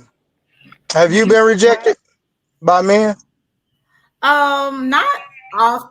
I haven't had a lot of rejection. I'll say that, but I have always, every now and then you'll have someone that maybe not choose you, but choose someone else, and you have to, like, I was giving the story on the guy that I was involved with, and he chose another woman to marry. And I talked a little bit about that and how I could have internalized it. And at one point I did. But when I realized that this person was really not right for me, they had already been married 2 times prior to. They had a whole bunch of kids. And I was getting myself in some mess. But because I could only see one side of the picture, I didn't really look at everything. And so it was a situation to where, I was glad that he chose someone else, and, we no longer, was together, because it helped me to realize that that wasn't the person that I needed in my life. So I haven't Okay. had a lot of it, but I have had a situation or two where, you know, um, I wasn't the chosen one. I'll just say that. So it sounds like you don't have no problem dating a man with kids already. No, I didn't. At the time, I did not. I still don't, because, like I said, once you get past, I would say, when you get past 25 and you get in your 30s and stuff like that, and 40s, 50s, more than likely you're going to have men that have children. So I understood that, and I didn't demonize somebody because they had children. But I believe with him, he had too many children. He had 6 children, and they were small children. So I sit up there, to me, with not having children and going into something that a person already had 2 divorces and had 6 children. I was asking for something that I don't think I would have been prepared for. God damn, 6 kids, 6 young kids, and you Mhm. babysitting. Oh hell Well, no. I wasn't, but the babysitter ended up being his wife, though. So Man, listen, you need to the stop playing. yeah, so no, You, I you, mean, what did not happen was good that it didn't happen. You man, see you what need I'm to saying? stop playing. Man, So you need to God, stop playing, man. rejection was God's protection for me, that it didn't work out. That's all I'm saying. That's too much, man. 6 goddamn kids, God, dog. Yeah, but see, I wasn't. When you fantasize a lot on certain things and you think something's gonna work out a certain way, that ain't what it really is. You know what I'm saying? So sometimes as women, and some I've heard some men, we be living in fantasy world a lot of the time instead Man, of just looking tell it, at Selena. reality. Just tell the truth. That man was busting you up, boy. He was putting it down on you. That's all. No, sir. We're not going in there. All right, now I'm gonna leave it alone. No, sir. We're not going into that. You know, I'm a lady, so ladies never tell what they got going on. But Uh-huh. I was glad to move around. I'll tell you that. Man, you need to start having your own babies, man. You sitting up here dating all these niggas with kids, man. Turn them milk jugs into your own baby formula. Russell, we're not doing that. Is I'll there probably. All anything? right, man. Yeah, is there anything No, we I was just trying to see what subject you was on. That's all, man. you a mess, Who, Russell? You who was always your starting who was your something. interview? Who was your interview with? Her name is Mary. She had 15 months to live, and she needed a liver transplant. And so, with her needing a liver transplant, and there was no donors at the time for her, the doctors pretty much gave up on her and put her in hospice. Once they put her in hospice, she kind of went through a lot, losing her faith, having a doctor tell you you have 15 months to live. I don't know how that would make anybody feel, to be honest with you, but I know I would be devastated. But he ended up somebody in her family ended up being a donor for her, and to she was able to get the transplant, and she is living healthy today. So I'll be interviewing her on Wednesday at noon. Well, I'm glad to hear that, man. Well, you making me feel bad because I just cooked living onions yesterday. You should kind of make me really feel bad. Yeah, But no. that's great for her. Great for Mhm. Miss Mary. Yeah, so she will be on my platform on tomorrow. And yeah, Amber, a freight train. So yeah, she'll be on, like I said, Wednesday, not tomorrow, but Wednesday. And hopefully everything will go well. And I'll have her and her donor on my live stream, and they will talk about their story. You looking a little thin, man. I ain't sent you your chicken money lately, man. I look a I need to little thin. get back on. Yeah, man. Yeah, I need them thick. I need them thicker, man. You can't be losing that weight. Well, I'm trying to. I got 10 more. I have 10 more pounds to lose, so I'm trying to. It's the So shout summertime. out. I know it's hot as hell down there. Right. So yeah, thank you so much, Russell. I didn't think anybody could see it, but I'm trying. No, Thank you. but no, I'm gonna let you go, man. I just came up here to holler at you for a second, man. I Well, ain't love know you you. to Reese's Pieces, and thank you for looking out for me, Russell, with your crazy self. Yeah, whatever. Hey, But you know, hey, listen. I did What, remove that picture though, Russell. I did it for you. man? Listen. You okay? But you can remove the picture. But guess what? You keep getting me in this bullshit. Now I got beef with A Train. Now we got a box for your butt for that rump. We boxing for the rump. You Kind a of shit is mess. it, Yeah, man? Listen, that man. look, that wasn't my fault. You know what I'm saying? I was just in the chat. Don't blame it on me. That was not my fault. Hey, he had me and Red Money up there. I say, God damn. Red money talking about can't keep going through this. I'm like, what up? Yeah, you hit, man. Listen. But you know what? Y'all put a smile on my face. So shout out to you. Shout out to you guys. You put a smile on my face. I knew Russell was gonna bring his ass up there. But we had a great time. I appreciate you, Russell. All right, baby. I'll let you. Thank you. Love you, Reese's Pieces. Thank you guys for coming through. Shout out to Russell. Shout out to everybody that donated to my platform. I appreciate you guys so, so much. Um, I will be going live, like I said, again Wednesday. I don't know if I'm going live tomorrow, but just make sure you press the notification button so you'll know when I'm going live. And I hope that you guys got something meaningful from everything that I said. Like I said, if it doesn't apply, let it fly. And what I may do may not work for you. So let's just be clear about that. I don't want to have a certain prescription on anyone. I have my own issues and I have my own faults and I have my own things that I'm working through. So I always put it back to me. So if you take something from what I say and it works for you, great. I did my job. But if it doesn't, hey, it just doesn't. Again, my job is, I'm not trying to offend anyone or put anyone on the offense, but I actually wanted to really bring this topic because there's so many people that, believe it or not, struggle with this. And rejection is universal.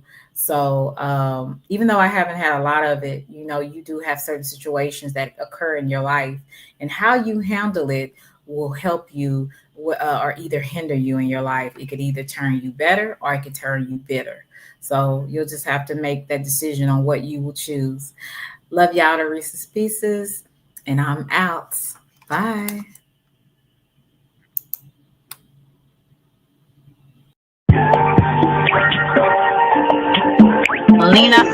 Selena.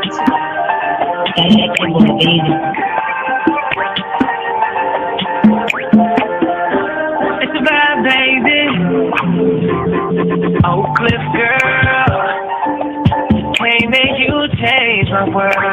Damn, you're so fine, girl. Oak Cliff girl, put them heels on and prove. Welcome to Selena's Couch, where you are welcome to be free to be yourself.